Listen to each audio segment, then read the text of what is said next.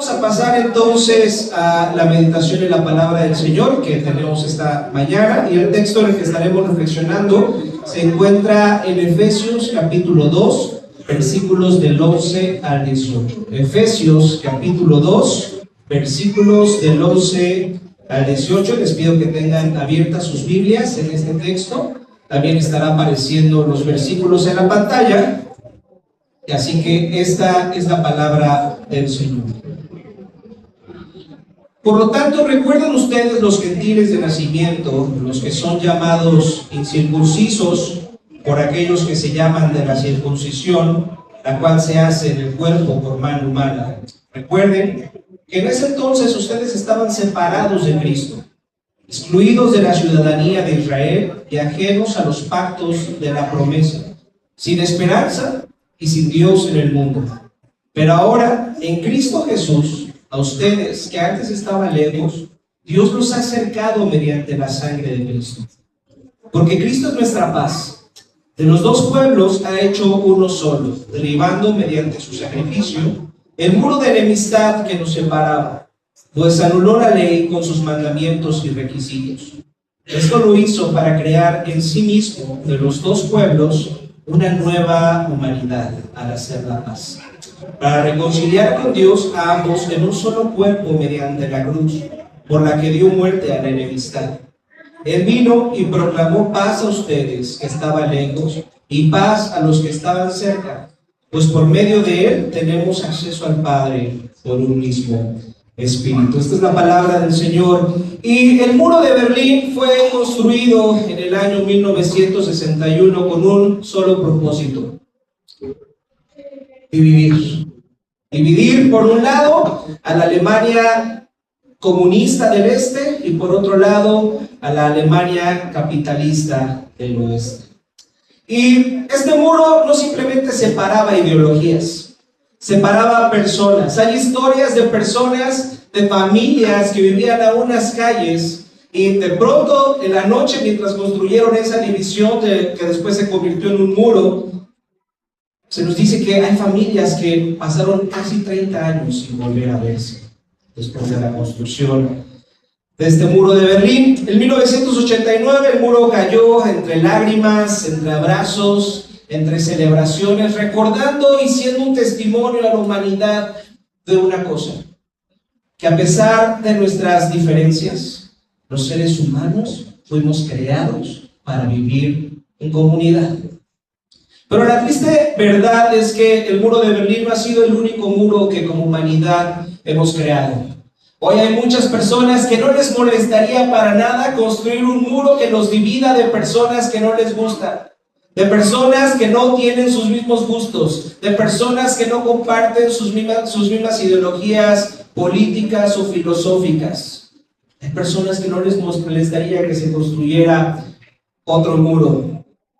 La realidad del ser humano, y lo vemos en hechos históricos como el muro de Berlín y otros muros que como humanidad hemos creado, es que lo natural en el ser humano es el conflicto. ¿Están de acuerdo? Estamos en conflicto con otras personas constantemente. También estamos en conflicto con nosotros mismos. ¿Están de acuerdo? Las enfermedades de salud mental no son una demostración de que a veces estamos en conflicto con nosotros mismos, y sobre todo estamos en conflicto con otras personas, estamos en conflicto con nosotros mismos, pero sobre todo estamos en conflicto con Dios. Esa es la historia de la humanidad, y en esta serie de sermones estamos analizando la carta de Pablo a los Efesios, intentando responder esta pregunta: ¿qué es la iglesia? ¿Qué es la iglesia? De esto se trata esta serie de sermones. Y el libro de Efesios responde a esta pregunta a través de sus diferentes capítulos. Y aquí, en Efesios capítulo 2, Pablo nos recuerda que la iglesia es el grupo de personas que Cristo vino a reconciliar con Dios. Eso lo vimos la semana pasada. ¿Estamos de acuerdo? La semana pasada Víctor nos explicó que nosotros estábamos muertos en nuestros delitos y pecados, pero por gracia Él nos ha unido de nuevo con Dios. Pero no solamente Dios a través de la obra de Cristo nos ha unido de nuevo a Dios, también ha venido a reconciliarnos como humanidad. Y esa reconciliación se hace visible en algo que Dios instituyó en este mundo y que prevalecerá hasta el fin del mundo, que es la iglesia. En la iglesia se hace visible cómo Dios ha venido a reconciliar a la humanidad. ¿Qué es la iglesia? A final de cuentas, la iglesia es el conjunto de personas que si se hubieran conocido afuera, que si se hubieran conocido en otro lugar que no fuera la iglesia, tal vez no se hubieran relacionado, pero que ahora, gracias al Evangelio, pueden servirse, pueden amarse, pueden vivir en comunidad, pasar tiempo los unos con los otros. Eso es la iglesia. La iglesia es el testimonio vivo de lo que Dios está haciendo en el mundo por medio del Evangelio. ¿Y qué es lo que Dios está haciendo en el mundo por medio del Evangelio? ¿Cuál es la misión de Dios? La misión de Dios no es otra que la creación de una nueva humanidad. ¿Qué es la iglesia? La iglesia es una nueva humanidad. Así he titulado el sermón del día de hoy, una nueva humanidad. Y estaremos reflexionando en esto con ayuda de algunos puntos que surgen del texto que acabamos de leer. Punto número 1, estaremos reflexionando acerca de un gran conflicto. Punto número 2, estaremos reflexionando acerca de una gran intervención. Y punto número 3, estaremos reflexionando acerca de una gran misión. Un gran conflicto, una gran intervención y finalmente una gran misión. Vamos a nuestro punto número 1, un gran conflicto. Fíjense, de los versículos 11 al 15 vemos este gran conflicto. ¿Quiénes estaban en conflicto?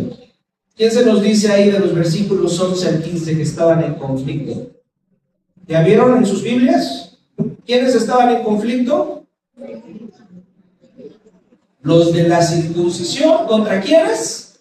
Contra los incircuncisos, es decir, los judíos contra los gentiles. Y tengo que recordar para tal vez algunas personas que nos visiten por primera vez, que tal vez no están tan familiarizados con lo que dice la Biblia, que cuando la Biblia habla acerca de los gentiles, no se refiere a personas amables o generosas, sino que se refiere a personas que no nacieron siendo judías y por lo tanto practicaban una religión diferente a los judíos, tenían otro Dios diferente al Dios de los judíos.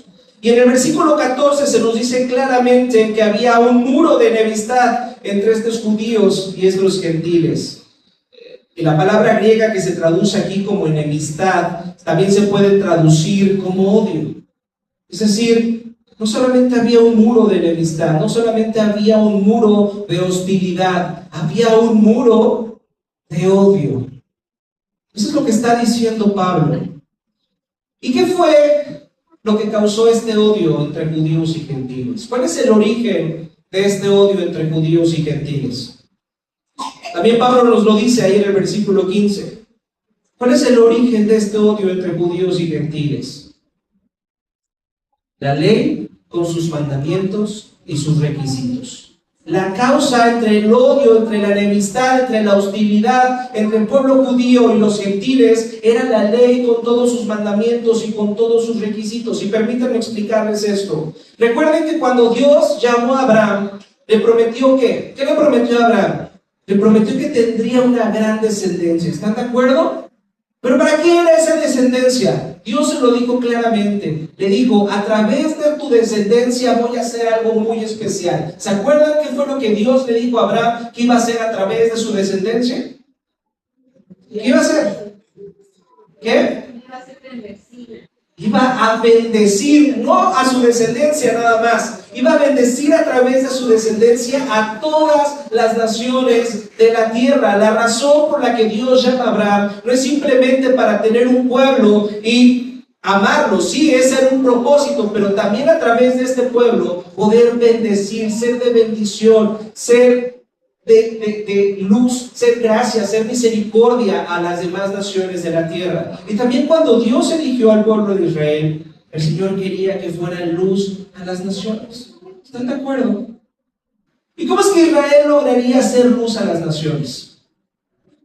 Simplemente porque eran bonitos, simplemente porque eran inteligentes, simplemente porque eran muy obedientes. ¿Esa es la razón por la cual Israel sería luz a las naciones? No, si ustedes van a Deuteronomio capítulo 7, versículo 7, se nos dice que Dios le dijo al pueblo de Israel: yo no los elegí a ustedes porque fueran muy bonitos, ni muy inteligentes, ni muy obedientes. Los elegí a pesar de que eran un pueblo rebelde. Los elegí a pesar de que eran infieles e incrédulos. ¿Por qué? Porque los amé. Pero ¿cómo es que este Dios infiel, incrédulo, desobediente puede ser luz a las naciones? ¿Cómo? Justamente a través de la ley. A través de la ley de Dios. Fíjense, los judíos recibieron la ley como un regalo. Con ella deberían convertirse, al seguirla, en una nación santa, en una nación piadosa, que mostrara a las demás naciones del mundo cómo debería de vivirse una vida conforme Dios manda. Ese era el propósito de la ley, ¿están de acuerdo? La ley de Dios, en su propósito original, tenía un propósito precioso, que era mostrarle al mundo cómo debíamos de vivir delante de un Dios bueno, santo, misericordioso y justo. Y por lo tanto, su pueblo tendría que ser un pueblo santo, misericordioso, bueno y justo, que fuera luz, que fuera bendición a las naciones. Se suponía que la ley iba a ser una bendición, pero se volvió en la razón de tanto odio, de tanta enemistad, de tanta hostilidad. Es lo que nos dice. Los judíos despreciaban a los gentiles porque no vivían conforme a la ley, porque no seguían la ley.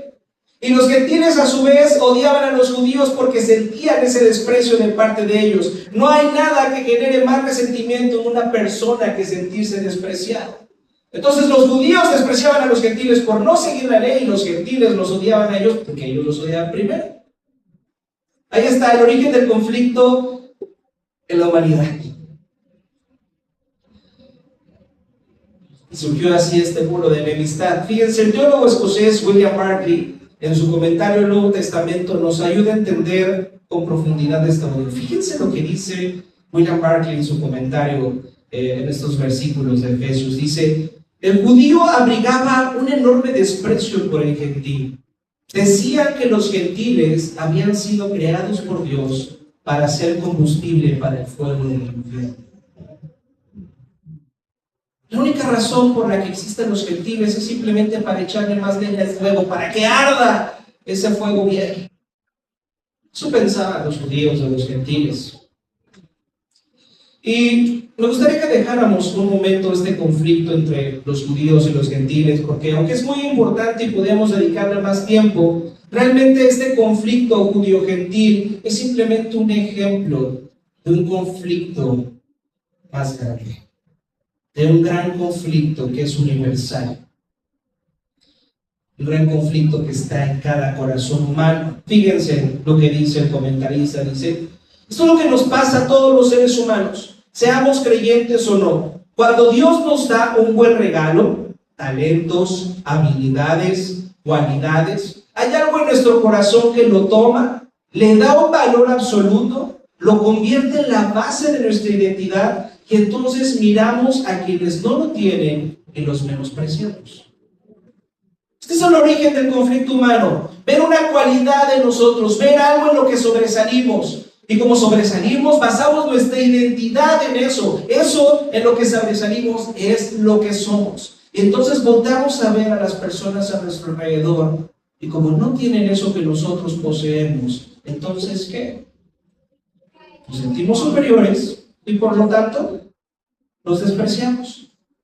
Fíjense cómo un buen regalo, fíjense cómo una buena habilidad, una buena calidad, un privilegio puede convertirse en motivo de hostilidad. Y esto no es algo que solamente pase, con nosotros como individuos. Es algo que pasa entre grupos de personas, razas, culturas, clases sociales, religiones, ideologías, partidos políticos, equipos de fútbol. ¿Están de acuerdo? Siempre vamos a mirar a los demás, nos vamos a sentir superiores y los despreciaremos diciendo: no somos como ellos y eso me hace mejor. Yo no soy como ellos, yo soy mejor que ellos, soy superior a ellos. Y tenemos en la Biblia un ejemplo perfecto acerca de esta superioridad moral que sentimos todos los seres humanos, de este conflicto que hay en cada uno de nuestros corazones. No sé si recuerden este hecho en Lucas capítulo 18, versículo 11, con la oración del fariseo. ¿Recuerdan esa oración? ¿Recuerdan lo que dijo el fariseo en esa oración? ¿Qué dijo el fariseo en esa oración? Fíjense lo que dice ahí Lucas 18, versículo 11. Oh Dios, te doy gracias porque no soy como otros hombres, que son ladrones, que son malhechores y que son adúlteros. Gracias, Señor, por no ser como esos. ¿Te suena familiar esta oración? ¿Has orado alguna vez así? Señor, gracias porque no soy como esa gente. Gracias porque yo soy un presbiteriano reformado y no soy un pentecostal como esos. Gracias, Señor. Gracias porque yo soy un protestante y no soy un católico romano idólatra como esos. Gracias, Señor, gracias. ¿Será que esto pasa también entre iglesias cristianas?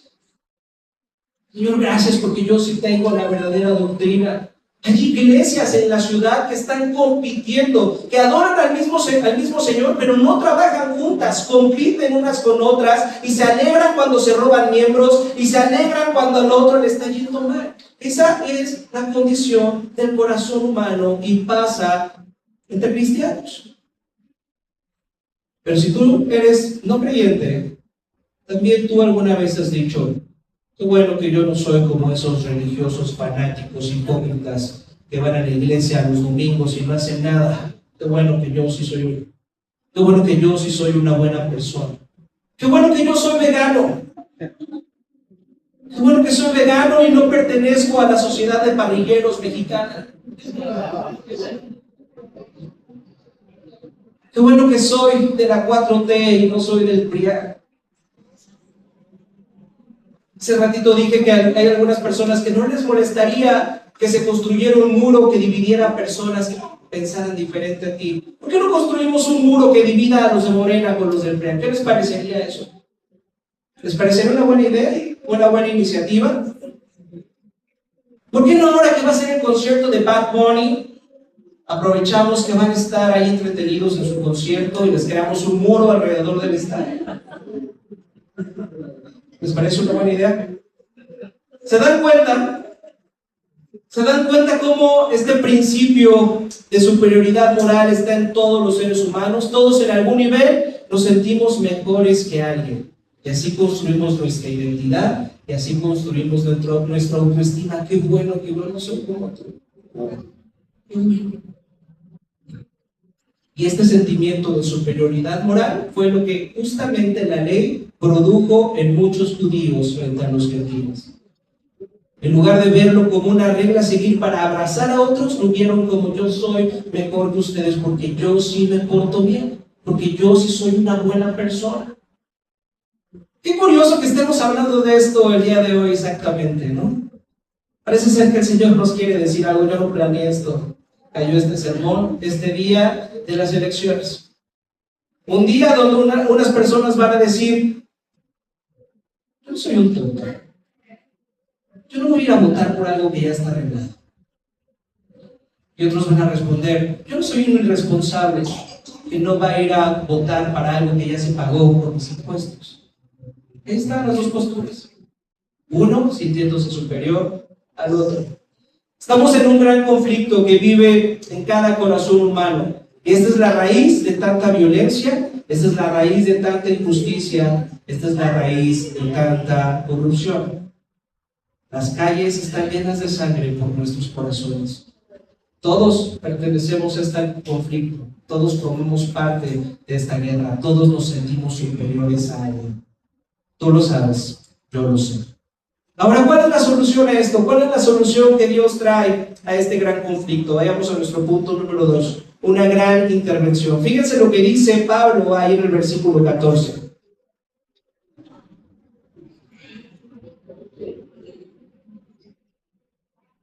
Dice el versículo 14: porque Cristo es nuestra paz. De los dos pueblos ha hecho uno solo, derribando mediante su sacrificio el muro de enemistad que nos separaba. pues anuló la ley con sus mandamientos y requisitos. Esto lo hizo para crear en sí mismo de los dos pueblos una nueva humanidad al hacer la paz. Aquí Pablo nos muestra cómo intervino Dios a través de enviar a su Hijo Jesucristo para traer paz en medio de este conflicto. ¿Cómo es que Jesucristo trajo paz? Al anular la ley con sus mandamientos y con ello crear una nueva humanidad. Ya hemos dicho eso. Ahora bien, no olviden que solamente hay dos tipos de personas en el mundo. Los judíos y los gentiles representan a toda la humanidad. ¿Están de acuerdo? O eres judío o eres gentil. No hay más. Y Dios ha hecho de ambos pueblos uno solo. Es decir, a través de la vida, muerte y resurrección de Jesús, eso que llamamos el Evangelio, Dios hizo algo nunca antes visto. A través de la vida, muerte y resurrección de Cristo, Dios derribó las barreras que nosotros como humanidad hemos construido, que hemos creado y que nos impiden vivir en paz. Esta es la gran intervención que Dios tuvo que hacer para romper nuestro gran conflicto. Y en un lugar como la Ciudad de México, todos sabemos que está mal discriminar a las personas. ¿Están de acuerdo? Hemos sido educados en los últimos años a no discriminar a nadie. Incluso si tú vas a un buen restaurante, te vas a encontrar un letrero que dice que aquí no se discrimina por motivos de raza, religión o sexo. Y nosotros como cristianos deberíamos estar de acuerdo con esos letreros. Porque la Biblia, de principio a fin, dice lo mismo. Fíjense, en Génesis capítulo 1 se nos dice que todos los seres humanos fuimos creados, ¿qué? ¿Cómo fuimos creados todos los seres humanos?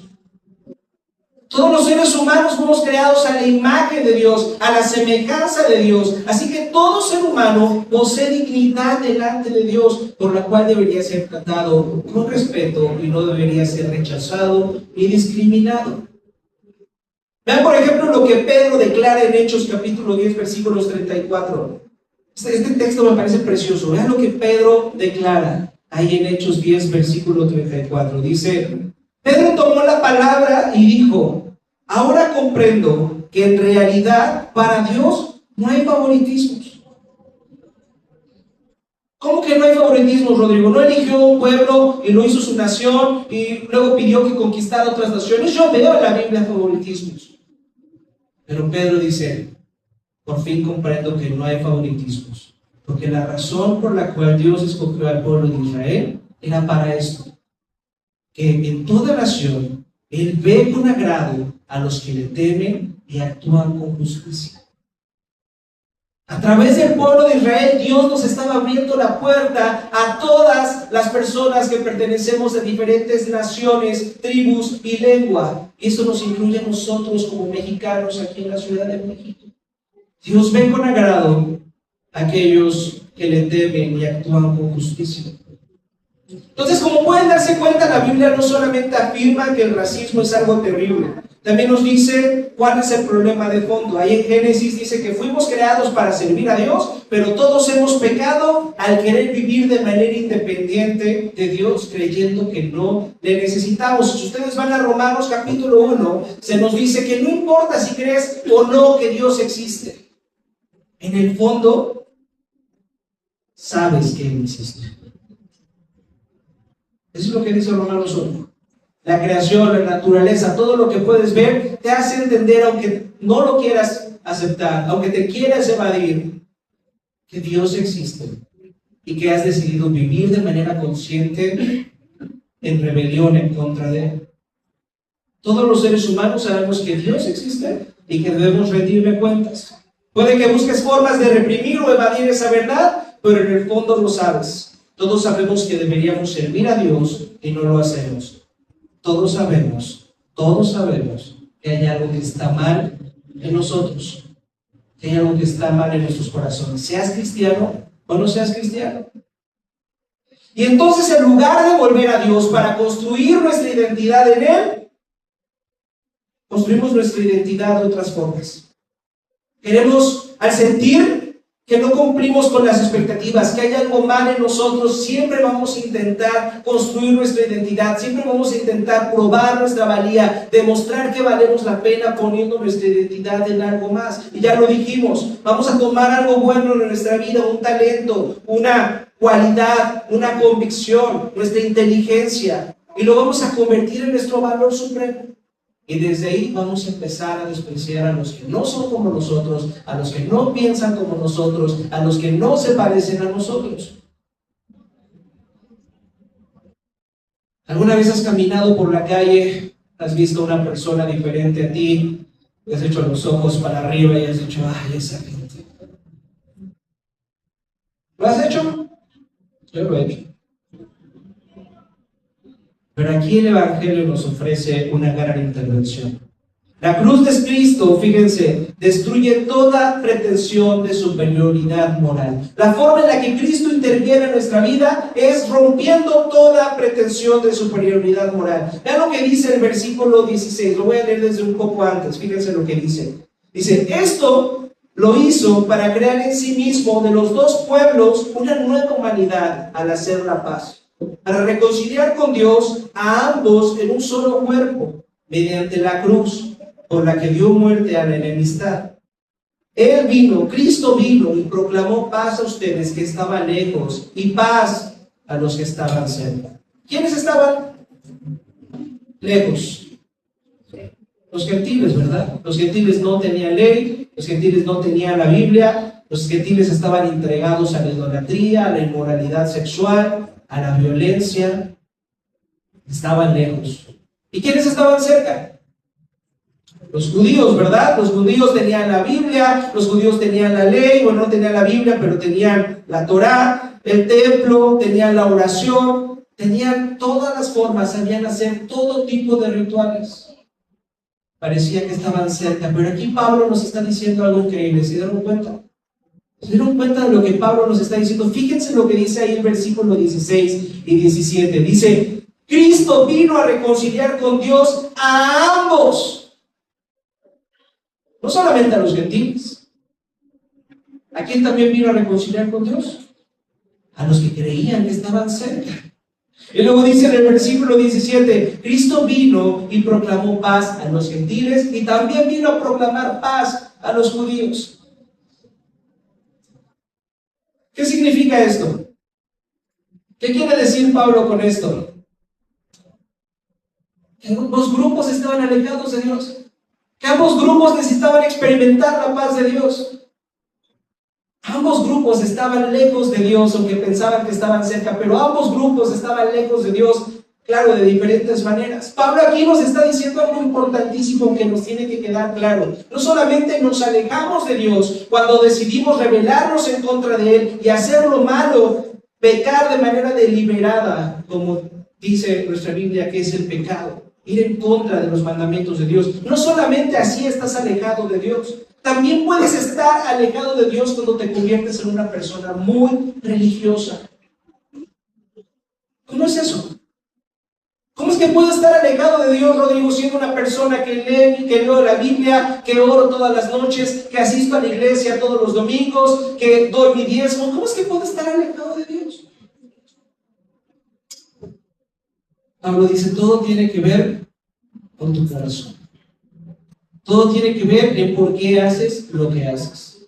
El que actúa de manera incorrecta, el que peca deliberadamente, el que está en rebelión consciente delante de Dios, obviamente está alejado de Dios. Pero si tú has decidido ser una persona religiosa, pero lo haces no en respuesta a lo que Dios ha hecho por ti, en agradecimiento a lo que Él ha hecho por ti, cuando lo ves y dices, Dios merece mi obediencia, Dios merece que mi vida cambie, que rinda mi vida ante Él, que no se trate de mis planes, sino de sus planes. Eso es algo solamente que puede surgir de una persona agradecida. Pero si tú eres una persona religiosa, que lo que te motiva es que Dios te bendiga, entonces estás igual de alejado de la persona que de manera consciente está pecando deliberadamente en contra de Dios. Qué profundo es esto lo que nos dice Pablo. Podemos estar alejados tanto del Señor, aunque pensamos que estamos tan cerca, porque simplemente estamos haciendo lo que estamos haciendo al intentar manipular a Dios. Me acerco a ti, Dios, por lo que puedes ofrecerme, no por lo que tú eres. Es un buen momento para preguntarnos por qué estamos haciendo lo que estamos haciendo, por qué nos comportamos como nos comportamos. Porque queremos manipular a Dios y queremos manipular también la opinión de las demás personas, que vean que soy un buen cristiano, que vean que soy un buen pastor, que vean que soy un buen padre, que vean que soy un buen hijo. Realmente mi vida está cambiando en gratitud, en agradecimiento a lo que Jesús ha hecho por mí. Es muy diferente. Por fuera, en el comportamiento, probablemente se ve igual, pero el corazón, lo que hay en el corazón, es muy diferente. Entonces fíjense, el Evangelio hace algo increíble. Esta gran intervención que Dios hace en nuestras vidas hace algo increíble, porque lo que hace el Evangelio es ponernos a todos en el mismo lugar, a todos, desde un sicario hasta una prostituta, desde un joven cristiano hasta un anciano o un diácono de la iglesia. Todos somos pecadores y todos estamos igualmente necesitados de la gracia de Dios. Todos necesitamos salvación. El Evangelio nos humilla y al mismo tiempo nos libera del orgullo. Derriba cualquier sentido de superioridad moral. Si tú entiendes la razón por la que has sido salvado, no hay forma que tú puedas sentirte superior a otras personas. Cuando entiendes que has sido salvado, no porque seas bonito, inteligente, una buena persona, sino que en verdad eres una persona egoísta. Solamente estás pensando en ti, en lo que te conviene. Te relacionas con personas cuando eso trae algún beneficio y no te relacionas con las personas cuando eso no te beneficia en nada, que te la pasas juzgando a otros, levantando los ojos y diciendo, ay, esa gente. Cuando entiendes que en verdad eres esa persona, pero a pesar de eso el Señor ha decidido perdonarte y quiere tener una relación contigo, no hay forma en la que puedas despreciar a otras personas. Un teólogo dice, los cristianos deberíamos de ser las personas más humildes de toda la tierra, pero no lo somos. Nos sentimos superiores a los que no son como nosotros, a los que no piensan como nosotros. No terminamos de entender que somos lo que somos por gracia. Esta es la razón por la que Pablo pudo corregir a Pedro. ¿Recuerdan ese momento cuando Pedro, que era judío, ya había entendido que los gentiles creyentes habían sido limpiados por Cristo, pero que cuando llegaron otros judíos, tuvo miedo al que dirán? Entonces no se sentó a comer con los gentiles. ¿Se acuerdan qué es lo que le dice Pablo a Pedro? Ahí en Gálatas 2:14. ¿Cuáles fueron las palabras que Pablo le dijo a Pedro? Le dijo, Pedro, no estás viviendo conforme al Evangelio. Si tú te la vives menospreciando a otros, sintiéndote superior a otros, entonces no estás viviendo conforme al Evangelio.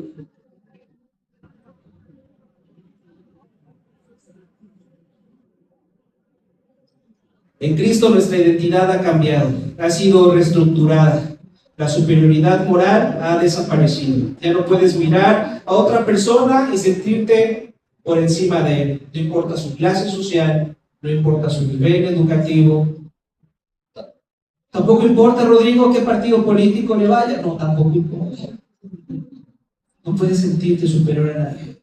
Esa es la gran intervención de Cristo, que Dios está formando en la iglesia esta nueva humanidad, una nueva comunidad distinta donde por fin podemos bendecir y ser luz a las naciones de toda la tierra. Esto nos lleva a nuestro último punto. Punto número 3, una gran misión.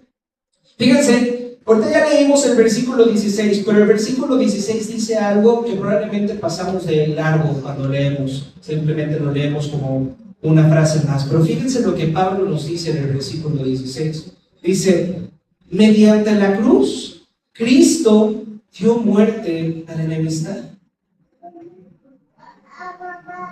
¿Qué nos está diciendo Pablo aquí?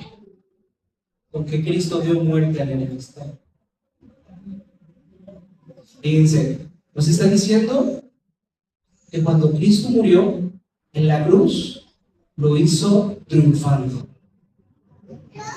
La muerte de Jesús en la cruz no fue una derrota, fue una demostración de victoria. Y ahí en la cruz estaba crucificando también, estaba destruyendo también la enemistad, el orgullo, el odio que tú y yo sentimos por los demás.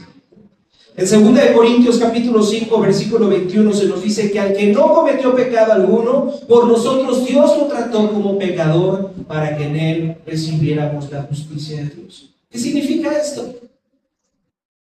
Que Dios trató a Cristo como un culpable. Dios trató a Cristo como si fuera un egoísta que se siente superior a los demás, que menosprecia a otros.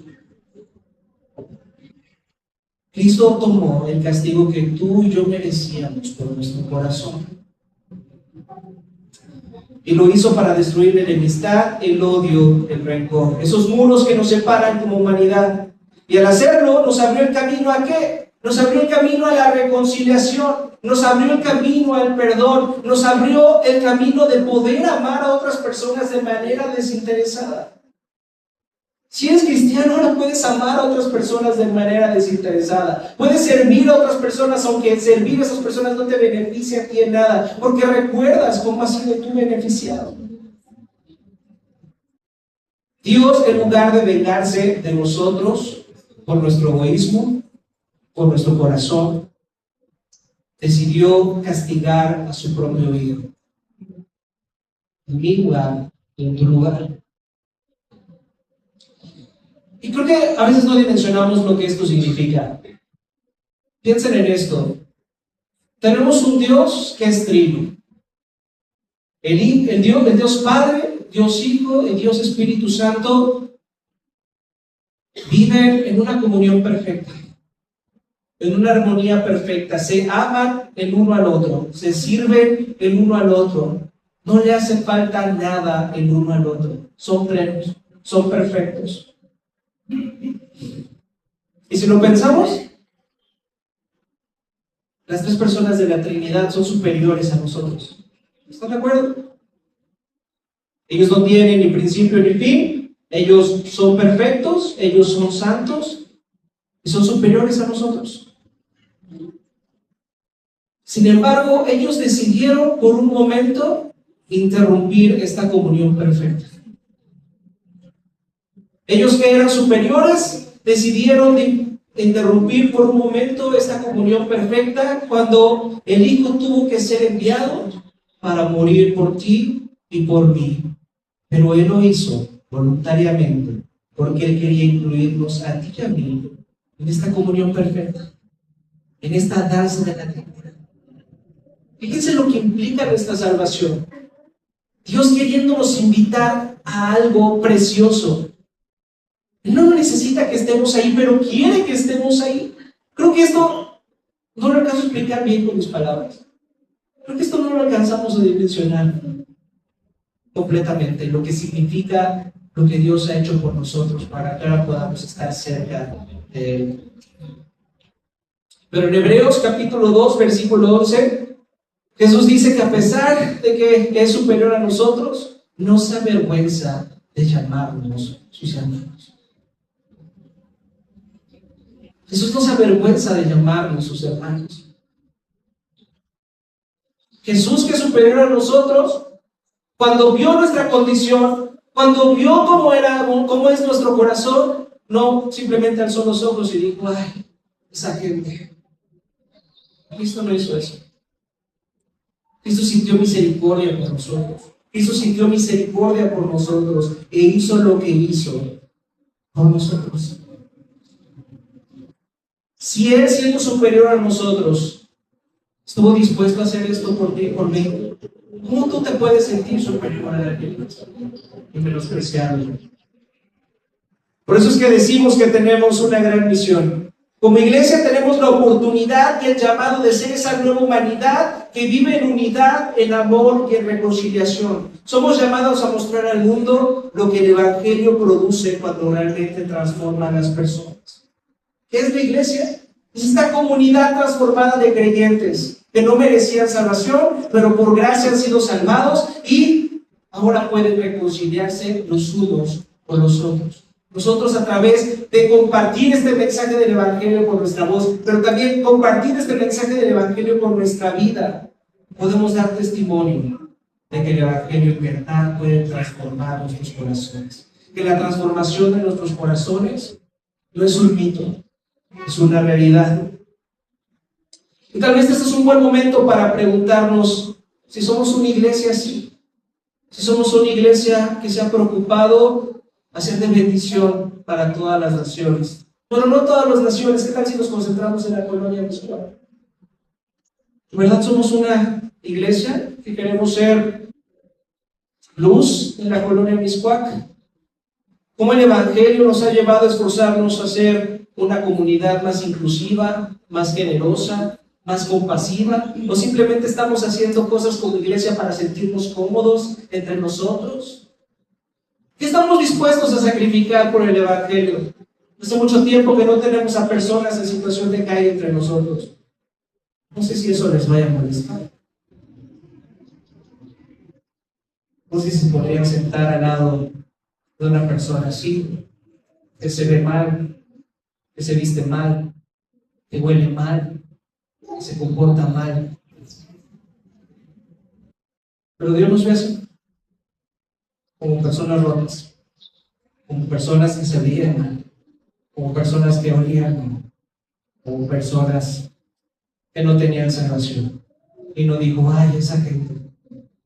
Dijo, voy a hacer todo para que ellos vengan a esta comunidad. Nosotros estamos haciendo todo para que otras personas diferentes a nosotros vengan a esta comunión. Hoy es un buen día para preguntarnos esto. Vamos a orar. Padre nuestro, te damos tantas gracias por tu palabra. Gracias porque en la cruz tu Hijo no solo cargó con nuestro pecado, sino también destruyó el odio que nos divide, la enemistad que habíamos levantado entre nosotros y contra ti. Gracias porque en lugar de vengarte de nosotros por tanta injusticia, por tanto orgullo, por tanta violencia, decidiste entregar a tu Hijo para absorber el castigo que nosotros merecíamos. Y así, Padre, abrirnos el camino hacia una nueva vida de reconciliación y paz. Señor, reconocemos que muchas veces seguimos levantando muros, seguimos sintiéndonos superiores a otros por lo que creemos, por cómo vivimos, por lo que tenemos. Perdónanos, Padre. Ayúdanos que como iglesia no nos conformemos a ser una comunidad cómoda, rodeados solamente de personas que se parecen a nosotros. Queremos ser una iglesia que refleje tu gracia. Queremos ser una nueva humanidad donde personas distintas pueden amarse, perdonarse, servirse, caminar juntas por causa de Cristo. Padre, haznos un testimonio vivo de tu Evangelio. Padre, a través de nosotros puedas mostrar al mundo que Jesús no murió por una raza, por una clase o por un grupo, sino que por su sacrificio incluido a la humanidad entera, para formar un solo pueblo de toda lengua, tribu y nación. Señor, ayúdanos a vivir conforme a este glorioso Evangelio, que nunca dejemos de asombrarnos de la gracia con la que tú nos has amado. En el nombre de Jesús oramos. Amén.